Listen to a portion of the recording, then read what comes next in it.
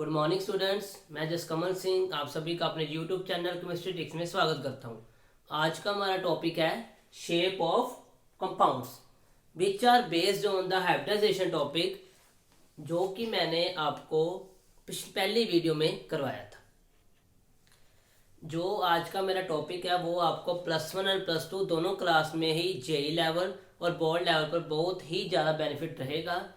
ये वीडियो खासकर मैं ऐसे कंपाउंड्स के बेस पर बनाने लगा हूँ जो बहुत डिफिकल्ट लग रहे होंगे आपको, और बहुत ही इजीली वे से हम 1 मिनट के अंदर अंदर उनके स्ट्रक्चर वगैरह स्टडी कर लेंगे। आज का मेरा फर्स्ट कंपाउंड है XeO3। सो फर्स्ट कंपाउंड में हमने लिया है XeO3। हम सबको पता है कि Xe क्या है, नोबल गैस एलिमेंट। O क्या है, डाई वैलेंट एटम, जो मैंने लास्ट वीडियो में बताया था ऑक्सीजन का डाई वैलेंट एटम है, जहां पर मैं डाई वैलेंट एटम को ही कंसीडर कर रहा हूं। अब पहले मैं इसकी हाइब्रिडाइजेशन फाइंड करूंगा, जिसका मेथड सेम वैसा है जैसा मैंने आपको लास्ट वीडियो में बताया था। उसको जहां पर मैं एक फॉर्मूले के साथ मेंशन कर दूंगा। अगर आपको कोई भी इसके रिलेटेड प्रॉब्लम होगी तो मेरी पहली वीडियो जाकर देख लें, फिर दोबारा इस वीडियो पे वापस आए। अब जैसे फॉर्मूला था मैंने लिखवाया था आपको last time, valence electron minus cation plus अनायन plus number of atoms over 2। आप सभी को याद है तो मैंने लास्ट टाइम कहा था कि ऑक्सीजन क्या है, डाई वैलेंट एटम। इसके लिए मैं नंबर ऑफ एटम्स क्या लिखूंगा, 0। कोई भी नंबर ऑफ एटम इसके लिए नहीं आएंगे। वैलेंस इलेक्ट्रॉन क्या है हमारे जिनोन के, 8। कोई भी चार्ज नहीं है, ना कटायन है और ना ही अनायन है, और नंबर ऑफ एटम्स भी क्या है मेरे, 0। 8/2 कितना आ गया, 4। अब 4 की एब्रेशन क्या होगी मेरी, sp3। ये पूरा टॉपिक पर मैंने एक फुल फ्लेज वीडियो बनाई है, पहली वीडियो, और उसको आप देख सकते हो। अब sp3 बन गया। sp3 की नॉर्मल शेप क्या होती है, टेट्राहेड्रन। बट टेट्राहेड्रन शेप तब होगी जब मेरे पास कोई भी लोन पेयर या बॉन्ड पेयर अवेलेबल नहीं होगा। अब लोन पेयर बॉन्ड पेयर क्या होते हैं उसको मैं रिप्रेजेंट करता हूं, फिर हम इसमें फाइंड करेंगे और देखेंगे कि कैसे वो हमारी ज्योमेट्री को अफेक्ट करेगा। सबसे पहले हम बात करेंगे लोन पेयर की। लोन पेयर वो होते हैं जो हाइब्रिडाइजेशन में पार्टिसिपेट नहीं करते। मैं इसको शॉर्ट फॉर्म में लिख देता हूं, नॉट पार्टिसिपेट, जो कि पार्टिसिपेट नहीं करते। अब बॉन्ड पेयर क्या होते हैं, बॉन्ड पेयर होते हैं पार्टिसिपेट। किसमें पार्टिसिपेट करते हैं, पार्टिसिपेट इन हाइब्रिडाइजेशन। सो जो पार्टिसिपेट करेंगे उनको मैं कहूंगा बॉन्ड पेयर, जो नहीं करेंगे उनको मैं कहूंगा लोन पेयर। अब लोन पेयर कैसे फाइंड करते हैं ध्यान से देखना, यही की मेथड है। अगर एक बार क्लियर हो गया तो हम जितने भी एग्जांपल्स करेंगे सब में बहुत ही अच्छे से क्लियर हो जाएगा। देखो ध्यान से, अब लोन पेयर कैसे फाइंड करेंगे, कितना आंसर आया मेरा, 4। जहां पर कितने अटैच है, जहां पर अटैच है मेरे 3, और इसमें मैं 3 माइनस कर दूंगा और कितना आंसर आ गया मेरा, 1। अब मेरे मतलब इस कंपाउंड में कितने लोन पेयर होंगे मेरे, 1 लोन पेयर होगा। और बॉन्ड पेयर कितने होंगे, जितने जहां पर क्या है अटैच है, तो बॉन्ड में मेरे कितने हो गए, 3 हो गए। Clear, it means lone pair और बॉन्ड पेयर के सम को मैं किसके इक्वल लेकर आना चाहूंगा, 4 के इक्वल, जिसके अकॉर्डिंग मेरी हाइब्रिडाइजेशन मैंने डिस्कवर की है। अब ध्यान से देखो, पहले तो मैं इसकी नॉर्मल स्ट्रक्चर बनाऊंगा टेट्राहेड्रल, फिर मैं बताऊंगा कि लोन पेयर का इफेक्ट क्या होगा। इससे पहले मैं आपको एक चीज बताना चाहता हूं, क्या कि lone pair repulsion, lone pair bond pair repulsion से काफी ज्यादा होती है, और lone pair bond pair repulsion bond pair repulsion से काफी ज्यादा होती है। इसका मतलब ये है कि अगर कहीं किसी कंपाउंड में रिपल्शन होगी तो वो कंपाउंड क्या हो जाएगा, अनस्टेबल हो जाएगा। इसीलिए मैंने इस तरीके से इन लोन पेयर और बॉन्ड पेयर को अरेंज करना है किन की रिपल्शन मिनिमम रहे और मेरा कंपाउंड क्या है मैक्सिमम स्टेबिलिटी को एक्वायर करे। इसी मोटिव के साथ मैं इसका जो कंपाउंड बनाऊंगा, देखो ध्यान से, पहले टेट्राहेड्रल शेप क्या होती है, ये टेट्राहेड्रल शेप होती है। अब इस शेप को मैं रिप्रेजेंट करूं तो जैसे मैं ये तीन बनाए 1 2 3, इसको मैं हैंड के साथ रिप्रेजेंट करता हूं। अगर ये बीच में है तो एक ट्राइंगल, एक जंपर लाइन, एक जंपर और एक जंपर, मतलब एक जे हो गया, एक जे वाला और जे वाला। अब उसके परपेंडिकुलर अगर मैं कोई लाइन को रखूंगा, जहां ऐसे कह लो कि 3 लाइन प्लेन में है और जो चौथी लाइन है मेरी, फोर्थ लाइन है मेरी, वो कहां पर है, स्पेस में है, हवा में है, ठीक है। और इसके लिए मैं इसको, अगर मेरा लोन पेयर है तो लोन पेयर मैं कहां पर रिप्रेजेंट करूंगा, जहां पर रिप्रेजेंट करूंगा लोन पेयर को, मैं जहां पर रिप्रेजेंट करूंगा। बाकी जगह पर क्या आएगा, ऑक्सीजन, और बीच में क्या आएगा, जीनोन। अब ये एलिमेंट क्या है मेरा, डाईवैलेंट। डाईवैलेंट का मतलब इसको कितने इलेक्ट्रॉन चाहिए, 2। इसके लिए मैं इसकी इलेक्ट्रॉन्स को क्या कर दूंगा, डबल बॉन्डेड। इसके कारण मेरी जो शेप टेट्राहेड्रल आनी चाहिए थी वो किस में कन्वर्ट हो गई, पिरामिडल में। सो शेप मेरी क्या आ गई इसकी, pyramidal. So this is my first example. So first example को एक बार रिपीट करता हूं, फिर इसके रिगार्डिंग हम बाकी एग्जाम्पल्स को फिर से करेंगे।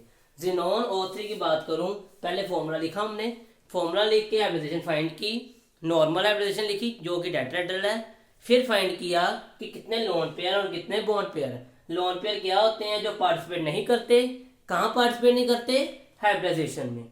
और बॉन्ड पेयर क्या होते हैं, जो पार्टिसिपेट करते हैं। और इसके बाद मैं lone pair bond pair find किए।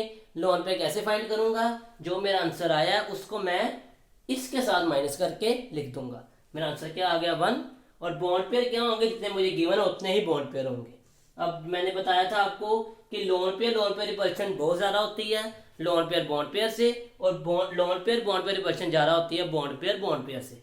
इसके लिए मैं एटम्स को इस वे से रिप्रेजेंट करूंगा कि रिपल्शन मिनिमम हो। इसी कारण मैंने लोन पेयर को जहां अरेंज किया कि इन तीनों में डिफरेंस एंगल का कम है और रिपल्शन ज्यादा हो सकती है, इसलिए मैंने लोन पेयर को जहां रख दिया और इन सबको जहां अरेंज किया।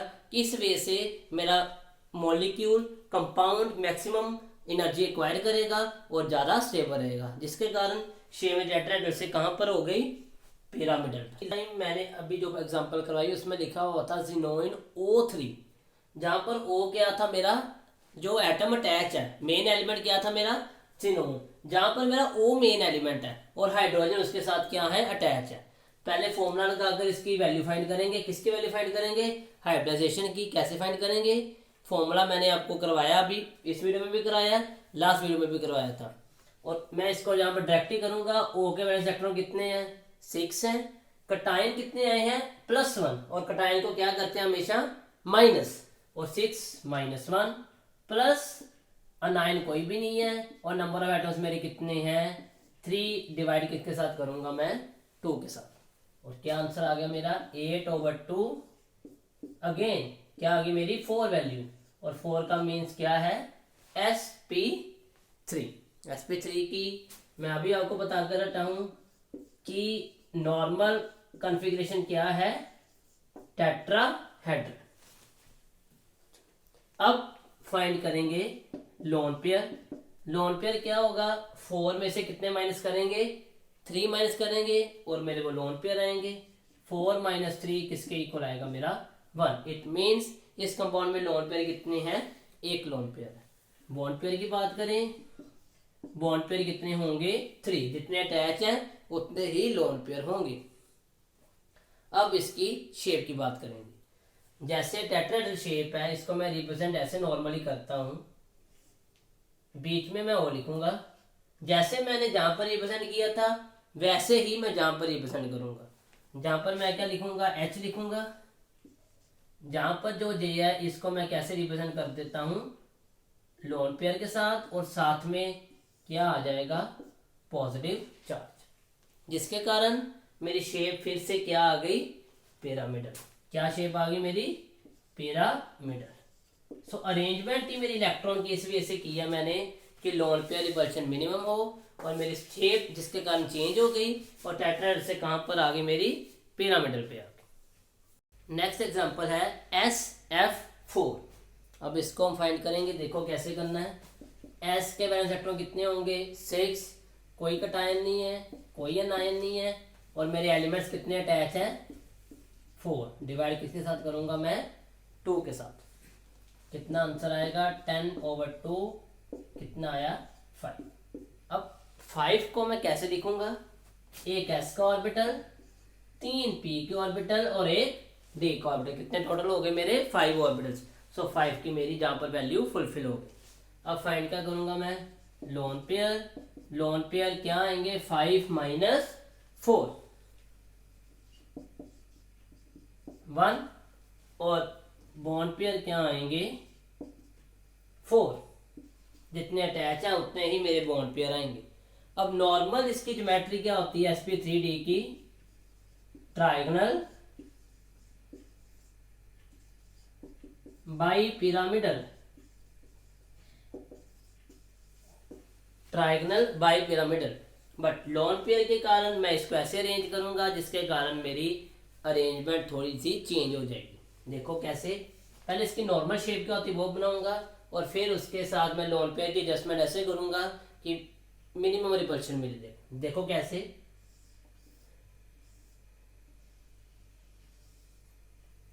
ध्यान से देखो। जैसे जैसे मैंने आपको टेट्राहेड्रल में बताया था वैसे ही ये जो 3 लाइंस हैं ये मेरे प्लेन में है। ये एक प्लेन है जहां पर और जहां पर, ये एक 3 प्लेन में है। ध्यान से देखना, ये देखो ये टेट्राहेड्रल है। जैसे ये रिप्रेजेंट कर रहे हैं, इसको मैं अगर ऐसे करूं, ध्यान से देखो, तो ये चीज बिल्कुल बन रही है। ये देखो ध्यान से, बिल्कुल ये 2 लाइंस और ये, और साथ में अगर मैं इस स्टिक की बात, स्टिक को छोड़ो, इस ये मेरा क्या है, मार्कर, और इसको अगर बात करूं तो ये लाइन मैं मार्कर को रिप्रेजेंट कर रहा हूं और ये 2 लाइंस में रिप्रेजेंट कर रहा हूं ट्राइंगल को। और इसका मतलब आप ध्यान से देखो कि ये लाइन इसके क्या आ रही है, परपेंडिकुलर आ रही है। परपेंडिकुलर आने के कारण मेरा जे एंगल क्या हो गया, 90 डिग्री हो गया। और ये मेरे ट्राइंगल था, आप सभी को पता है कि ट्राइंगल का एंगल कितना होता है, 120 डिग्री, जिसके कारण मेरे जे एंगल कितना हो गया, जे वाला 120 हो गया, जे भी 120 हो गया, और जे वाला भी क्या होगा, 120। अब एक इलेक्ट्रॉन को मैंने ऐसे अरेंज करना है कि मुझे मिनिमम रिपल्शन दे। इसके कारण मैं इलेक्ट्रॉन को जहां पर रिप्रेजेंट करूंगा और बाकी सभी जगहों पर मैं क्या लिखूंगा, F, और सेंटर में क्या लिखूंगा, S। इसको मैं थोड़ा सा रिप्रेजेंट करता हूं, देखो ध्यान से। एंगल को मैं रब कर देता हूं, अभी मैंने आपको समझा दिया।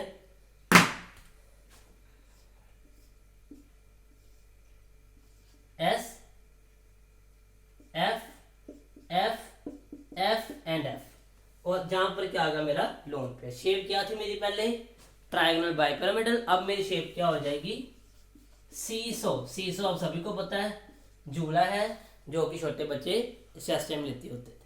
सो सीसो शेप हो जाएगी किसके रिगार्डिंग, ट्राइगोनल बाइपिरामिडल के कॉरस्पॉन्डिंग। क्यों, क्योंकि लोन पेयर मेरा आ गया जिसके कारण मेरी रिपल्शन होगी और शेप मेरी चेंज हो जाएगी। IF2 negative. अब इसमें अनायन आ गया तो अनायन की एग्जांपल लेते हैं, देखो ध्यान से। I के वैलेंस इलेक्ट्रॉन कितने हैं, 7। F के कटायन कोई भी नहीं है तो -0 करेंगे। अनायन मेरा -1 है, एक अनायन है तो उसको क्या मैं करूंगा, ऐड करूंगा, तो क्या आएगा, +1। और फ्लोरीन कितने आएंगे, 2, नंबर ऑफ एटम 2 है और डिवाइडेड बाय 2।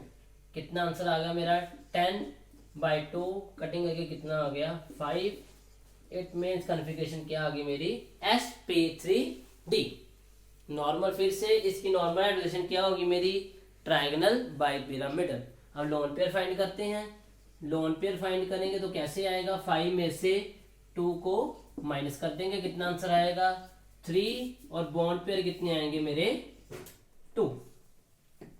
अब देखो ध्यान से, मैं आपको एक टिप बता देता हूं। अगर जब भी मेरे पास sp3d आ जाए, ध्यान से देखो, पहले मैं इसको रिप्रेजेंट करूंगा, फिर आपको मैं टिप देता हूँ। देखो ध्यान से, sp3d शेप तो आपको सभी को पता ही है। अब देखो कितने लोन पेयर है, 3 लोन पेयर है। एक बात दिमाग में बैठा लो कि लोन पेयर कभी भी जहां पर रिप्रेजेंट नहीं करने। कहां पर रिप्रेजेंट नहीं करने, जहां पर। क्यों नहीं करने? क्योंकि इसमें एंगल कितना था, 90 डिग्री, बाकी सब में एंगल कितना है, 120 डिग्री। और मुझे लोन पेयर कहां पर रखने हैं, जहां रिपल्शन क्या होगी, मेरी मिनिमम होगी। ओके, इसलिए मैं जब भी लोन पेयर को रिप्रेजेंट करूंगा इन तीनों पोजीशंस पर ही करूंगा, इसके अलावा किसी भी और पोजीशन पर नहीं करूंगा। अब कितने लोन पेयर है, 3 लोन पेयर है, तो तीनों लोन पेयर ही मैं जहां पर रिप्रेजेंट कर दूंगा। एक जहां पर कर दिया, एक जहां पर कर दिया, और एक जहां पर कर दिया। और जो रिमेनिंग पोजीशन बचेंगी उसमें मैं क्या लिख दूंगा, एफ लिख दूंगा, एफ। तो गौर से देखो, शेप क्या बन गई इसकी, इसकी शेप बन गई मेरी लीनियर। क्या शेप बन गई, लीनियर। अब सपोज करो अगर 3 की जगह 2 लोन पेयर होते। अब मैंने आपको क्या बताया कि लोन पेयर कहाँ रिप्रेजेंट करने हैं, इन तीनों पोजीशंस के अलावा कहीं और नहीं करने। अगर सपोज करो 2 लोन पेयर होते तो शेप पर क्या चेंज आता, देखो ध्यान से। अब लोन पेयर मैं 2 कहां पर रख, जहां पर रख सकता हूं, जहां पर रख सकता हूं, जहां पर रख सकता हूं। अब देखो सभी 120 डिग्री में है, लेकिन अगर मैं जहां पर रखूंगा लोन पेयर को, और कोई भी एलिमेंट अगर होगा इसको मैं जहां पर रिप्रेजेंट करूंगा, तो ध्यान से देखो ये शेप बन रही है, उसका नेम क्या बन रहा है। अगर मैं इसको ऐसे मोल्ड करके लिखूं, ऐसे करके, और ये शेप कौन सी बन गई, टी शेप बन गई। इसका मतलब मैं ये समझाना चाह रहा हूं आपको कि अगर ये शेप आ रही है sp3d और इसकी ज्योमेट्री ट्रायंगल बाइपिरामिडल होती है और लोन पेयर प्रेजेंट होंगे, अगर एक लोन पेयर होगा तो उसको कहां रिप्रेजेंट करना है, एक लोन पेयर को हमेशा जहां पर ही रिप्रेजेंट करना। ये आप बात याद भी रख सकते हो, और आप अगर समझना चाहते हो तो समझ भी सकते हैं इसको, क्यों जहां पर रख रहा हूं, क्योंकि मुझे मिनिमम रिपल्शन चाहिए। और इसके अगर 2 लोन पेयर है तो मैं ऐसे रिप्रेजेंट करूंगा हर बार, अगर 3 है तो मैं ऐसे रिप्रेजेंट करूंगा। और मेरी एग्जांपल में 3 थे, बाकी को मैं अभी रब कर देता हूं। और 3 लोन पेयर के साथ मेरी ज्योमेट्री के आगे फिर लीनियर, जो कि क्या आनी चाहिए थी, ट्रायंगल बाइपिरामिडल, बट क्या मुझे ज्योमेट्री मिली, लीनियर। एग्जांपल है XEF4। अब इसका अगर फाइंड करेंगे तो एक्स के कितने बैलेंस सेक्टर होते हैं, 8। मैंने जहां पर भी रिप्रेजेंट किया था, आपको याद होगा। तो अब कोई अनायन नहीं है, कोई कटायन नहीं है, और एफ की वैल्यू कितनी आएगी मेरी, 4। 12/2 कितना आंसर आ गया मेरा कटिंग कर 6 मीन्स क्या होगा, sp3d2। इसकी नॉर्मल शेप क्या होती है, ऑक्टाहेड्रल। बट आप सभी को पता है कि अगर lone pair bond pair present होंगे तो शेप मेरी रेगुलर नहीं रहेगी, वो चेंज हो जाएगी। अब लोन पेयर की वैल्यू फाइंड करें तो लोन पेयर क्या आएगा, 6 में से किसको माइनस करेंगे, 4 को। 6 - 4 कितना आ गया मेरा, 2।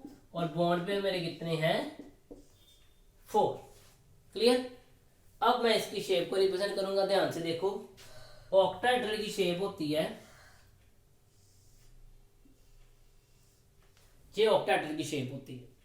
अब लोन पेयर मेरे कितने हैं, 2 लोन पेयर है। अगर एक को सपोज करो मैंने जहां पर रख दिया, एक मैं जहां पर रख दिया, चलो देखो ध्यान से। और अगर मैं दूसरा जहां पर रखूंगा तो कितना पास आ जाएगा, जिसके कारण रिपल्शन मैक्सिमम होगी और मेरा कंपाउंड क्या हो जाएगा, अनस्टेबल हो जाएगा। जिसके कारण मैं जहां पर नहीं रखूंगा, जहां भी नहीं रखूंगा, कहां पर रिप्रेजेंट करूंगा, जहां पर रिप्रेजेंट करूंगा। क्लियर। और बाकी जो 4 मेरे फ्लोरीन एटम्स हैं उसको मैं जहां पर रिप्रेजेंट करूंगा। और अगर मैं इनको ज्वाइन करूं, ध्यान से देखो, यह क्या बन गया मेरा, स्केयर प्लेनर। क्या बन गया, स्केयर प्लेनर। सो इसका क्या मीनिंग निकला, इसका मीनिंग ये है कि अगर मेरी हाइब्रिडाइजेशन ऑक्टाहेड्रल है और उसमें 2 लोन पेयर प्रेजेंट है तो मेरी शेप ऑक्टाहेड्रल से कहां पर कन्वर्ट हो जाएगी, स्केयर प्लेनर पे। ये टॉपिक आपका जो XEF4 की मैं बात कर रहा हूं, XeO3 की बात कर लो, IF2 नेगेटिव की बात कर लो, ये 3-4 टॉपिक्स आपको +2 के पी ब्लॉक एलिमेंट्स में बहुत हेल्पफुल देने लगी है। और अगर मैं SF4 की बात करूं और H3O पॉजिटिव की बात करूं, ये आपके +1 चैप्टर में एग्जाम्पल के तौर पर प्रेजेंट है। आपके लिए जो मैं वीडियो बना रहा हूं ये फुल फ्लैज टॉपिक को कवर कर रही है। इसमें +1 और +2 दोनों के टॉपिक्स कवर हो रहे हैं। ऐसे ही ये टॉपिक आपको JEE लेवल और बोर्ड पर या नीट लेवल पर भी आएंगे, तो सेम कंसेप्ट के साथ आप हर एक टॉपिक के क्वेश्चन को सोल्व कर सकेंगे। अगर आपको मेरा ये कंसेप्ट अच्छा लग रहा है तो मेरी और वीडियो को देखने के लिए चैनल को सब्सक्राइब करें, लाइक करें और शेयर करें। याद करें रखें कि सब्सक्राइब के साथ जो नोटिफिकेशन बेल बटन है उसको जरूर दबाएं। फर्स्ट एग्जांपल है हमारी NH2 नेगेटिव। अब नाइट्रोजन के बैलेंस इलेक्ट्रॉन कितने हैं? 5 + 1 का -0 पहले, क्योंकि कटायन कोई भी नहीं है। अब +1 करूंगा क्योंकि 9 1 है, और 2 हाइड्रोजन को ऐड करके मैं 2 के साथ डिवाइड करूंगा। 8/2 कटिंग करके कितना आ गया? 4 मीन्स sp3। क्लियर? अब पहले हम फाइंड करेंगे लोन पेयर, फिर फाइंड करेंगे बॉन्ड पेयर। अब लोन पेयर कितने हैं? लोन पेयर हैं 4 - 2 कितने आ गए? 2। और बॉन्ड पेयर कितने हैं? बॉन्ड पेयर भी हैं मेरे 2। अब मेरी शेप क्या है? मेरी शेप है sp3। जो नॉर्मल शेप क्या होती है मेरी, ये देखो ध्यान से, टेट्राहेड्रल। अब मैंने ऐसे रिप्रेजेंट करना है अपने लोन पेयर्स को कि मुझे रिपल्शन क्या हो, मिनिमम मिले। इसके लिए मैं लोन पेयर को जहां पर और जहां पर रिप्रेजेंट करूंगा, और हाइड्रोजन मेरे जहां पर प्रेजेंट होंगे, और साथ में क्या आएगा? Negative charge. और इसको अगर मैं थोड़ा सा मॉडिफिकेशन करके लिखूं तो इसको मैं ऐसे रिप्रेजेंट कर सकता हूं, देखो ध्यान से, ऐसे। लोन पेयर रिपल्शन जब होती हैं तो ये आप जो लोन पेयर हैं वो ऐसे रिप्रेजेंट हो जाएंगे, जिसके कारण जो मेरी शेप, क्या शेप मेरी चेंज हो जाएगी? बेंट। क्या शेप हो जाएगी मेरी? बेंट। शेप होनी का चाहिए थी टेट्राहेड्रल, 2 लोन पेयर होने के कारण मेरी शेप, मेरी रिपल्शन ही ऐसी हुई कि मेरी शेप टेट्राहेड्रल से किस काम पर कन्वर्ट हो गई है? बेंट शेप पे। तो स्टूडेंट्स आज हमने 6 एग्जांपल्स की हैं, जिसमें फर्स्ट एग्जांपल थी हमारी XeO3। मेरी एब्रेविएशन क्या आई थी? sp3। लोन पेयर कितनी है? 1 लोन पेयर है, और बॉन्ड पेयर कितने आए मेरे? 3। और शेप मेरी टेट्राहेड्रल से कहां पर कन्वर्ट हो गई है? पिरामिडल पे। नेक्स्ट कराई थी हाइड्रोनियम आयन की H3O पॉजिटिव। क्या एब्रेविएशन आई मेरी? sp3। लोन पेयर कितने आए? 1। बॉन्ड पेयर कितने आए? 3। और शेप मेरी अगेन क्या आई मेरी? पिरामिडल। SF4 की बात करें तो sp3d आया था, लोन पेयर 1 है, बॉन्ड पेयर 4 है, और शेप मेरी ध्यान रखो ट्रायंगल बाइपिरामिडल से कहां पर कन्वर्ट हो गई है? सीसॉ शेप पर। नेक्स्ट IF2 नेगेटिव, sp3d आई एब्रेविएशन, लोन पेयर 3 आए हैं, बॉन्ड पेयर 2 आए हैं। शेप मेरी क्या आनी चाहिए थी? ट्रायंगल बाइपिरामिडल, बट शेप मेरी एक्चुअल में क्या आई है? लीनियर। नेक्स्ट XeF4 की बात करूं तो sp3d2 एब्रेविएशन आई है उसकी, लोन पेयर कितने आए हैं? 2। बॉन्ड पेयर कितने आए हैं? 4। और शेप मेरी कहां पर कन्वर्ट हो गई है? Square planar. Next amide Na2 negative, hybridization की आई मेरी sp3। लोन पेयर कितने हैं? 2। बॉन्ड पेयर कितने हैं? 2। और शेप मेरी कहां पर कन्वर्ट हो गई है? बेंट पे। इसका मतलब ये है कि अगर रेगुलर ज्योमेट्री आएगी तो मेरा लोन पेयर की वैल्यू क्या आएगी? 0। अगर मेरी लोन पेयर की वैल्यू 1 भी है तो मेरा कंपाउंड रेगुलर ज्योमेट्री में नहीं रहेगा। हाइब्रिडाइजेशन चेंज नहीं होगी लोन पेयर के आने से, बट मेरी ज्योमेट्री जरूर चेंज होगी। जल्दी आपके लिए एक बहुत ही अच्छा कंसेप्ट MOT के बेस का लेकर आने लगा हूं मैं। अगर आपको मेरी वीडियो अच्छी लग रही है तो मेरी वीडियो को सब्सक्राइब करें, लाइक करें एंड शेयर करें। Thank you.